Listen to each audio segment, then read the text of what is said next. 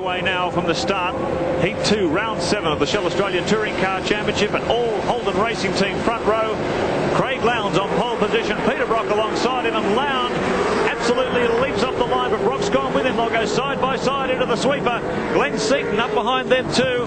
First of the pack leader, Falcons in fourth as they break hard for the carousel the first time around, but it's Lowndes just edging out his teammate Brock as they swing up through the carousel for the first time. Seaton a much better start, right up there in third position.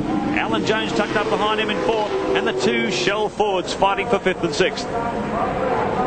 Round the back of the circuit for the first time, 200 kilometres an hour as they sweep under our track cam down toward Hungry Corner for the first of 22 laps. Peter Brock suffering some fading tyres in that first heat, had to let Lowndes through. Let's see if he can fight back in the second. Well, another great start by Craig off the front row, and Brock's dropped into second. Dick Johnson, lousy start. He won't be too happy with that. He's slowly dropped back through the field as the starts have proceeded, and Alan Jones is a big winner.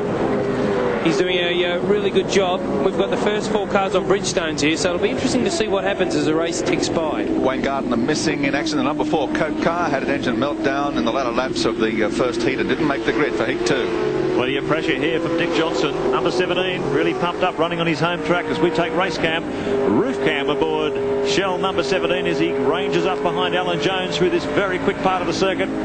Cars just about bottom out on the suspension, back through the gears as they swing up out of Hungry Corner and up toward the loop. Alan Jones filling plenty of heat from the Shell duo behind him. Just grappling for traction, get the power down, swing through this very quick right-hander onto pit straight.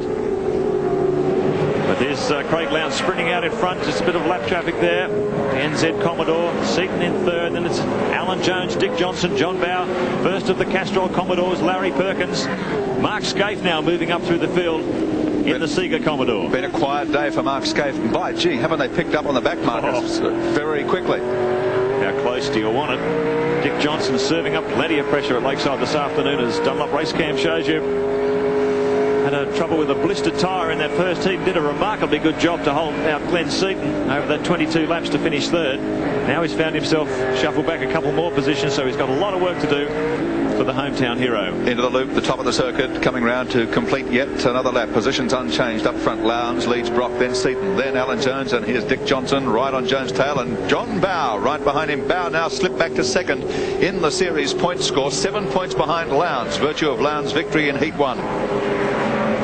As they come up behind a lap car here, there's really not much love lost between Jones and the Johnson team. A couple of Dick's key people left at the end of last season to go and dear me, the bad balk there, unfortunately, by the NZ car. But Peter McLeod in the NZ Commodore just gives a wave out the window. That might have been an indication to Dick to slip through. Yes, thanks very much. Trying very hard to stay out of the way, but it's, when they're coming at you so fast, it's hard to know where to go, I guess. So Johnson's lost 2 or 3 car lengths picking through the slower traffic there, having plenty of speed in those opening few laps. So he'll probably climb back onto the back of Jones' bumper fairly quickly. Let's look back behind that battle. There's Perkins, the NZ Commodore of McLeod. Scaife now trying to push his way past the slower car. And there's Tony Longhurst fighting his way back into contention. Tony had a front-end failure on Saturday, a frightening front-end failure coming toward Hungary at 200 kilometres an hour. He ran the thing up against the Armco wall. Very lucky to avoid some damage, but he missed out on a lot of track time. And now he's fighting aggressively as he jumps onto the back of Scaife's Commodore as they try and pick their way further up the grid. Look at Scaife down the inside of McLeod. McLeod gives him a little bit of space. Longhurst wants to come through, and Longhurst takes real advantage. Scaife's got a little bit wide on the exit, so Longhurst picks up another position. And there's our race leader Lowndes. Just opened up a 1.2 second gap over his teammate Brock, with Glenn Seaton behind them. So the two Holdens dominating at the front of the pack as they did in Heat 1.